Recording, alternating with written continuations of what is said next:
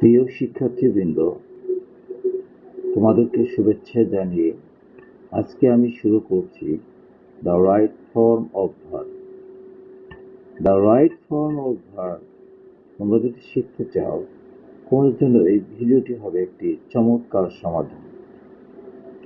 এসো আমরা জেনে নিই কেন আমাদের ক্রিয়াপদের বিভিন্ন ব্যবহার ভালো করে জানতে হবে। প্রিয় শিক্ষার্থীবৃন্দ, ভার্ব ছাড়া আমরা কোনো বাক্য লিখতে পারি না, আমরা কোনো প্যারাগ্রাফ লিখতে পারি না, আমরা কোনো কম্পোজিশন লিখতে পারি না।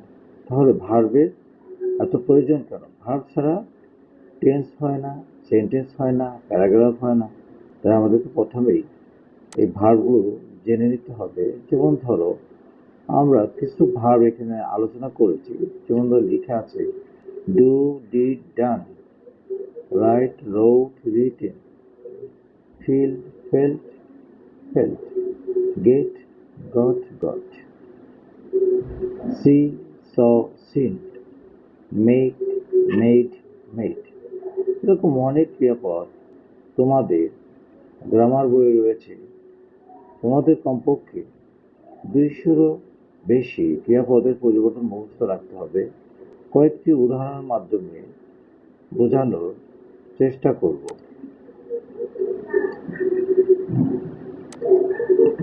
আমরা একটা বাক্য লিখতেছি।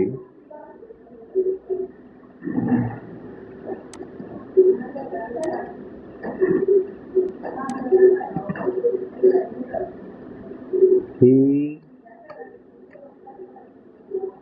Has dash to school. আচ্ছা, এখানে তোমরা চিন্তা করে দেখো তখন কি বসতে পারে। এখানে আমরা যে ভার্বটি বসাবো সে ভার্বটি অবশ্যই ভার্বের প্রেজেন্ট ফর্মটা দিতে হবে, এবং যেহেতু এখানে হিটা থার্ড পারসন, এর জন্য আমাদের এখানে কি লিখতে হবে? অবশ্যই ভার্বের প্রেজেন্ট ফর্মের সাথে এস বা ইএস যোগ হবে। তাহলে আমরা লিখতে পারি যে এখানে লিখতে পারি হি গোজ টু স্কুল। কি লিখতে পারি? হি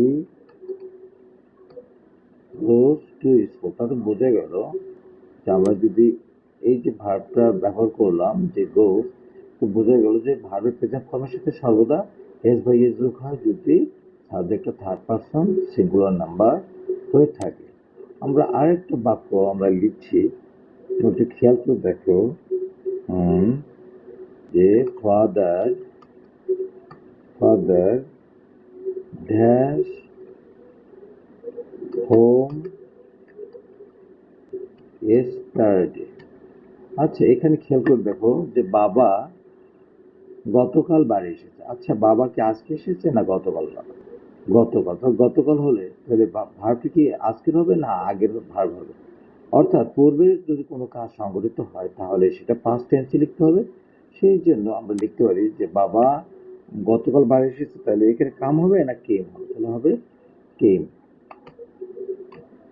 ফাদার কেম হোম yesterday। এরপর আরেকটা আমরা জিনিস আমরা বলতেছি যে Tamal Tamal dash two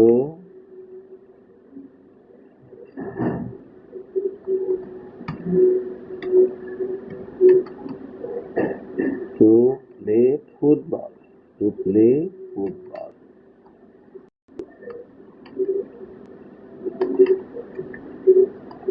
in the after.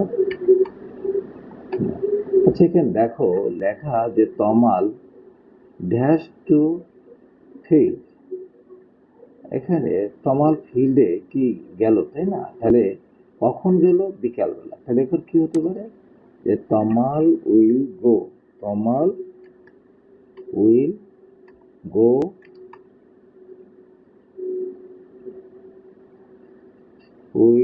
Two field to play football in the afternoon. এভাবে আমরা বুঝতে পারলাম যে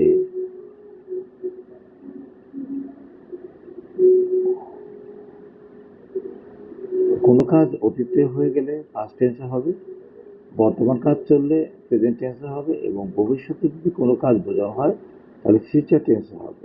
ফিউচার টেন্সে সাধারণত আমরা উইল ব্যবহার করে থাকি, শ্যাল বা উইল ব্যবহার করে থাকি।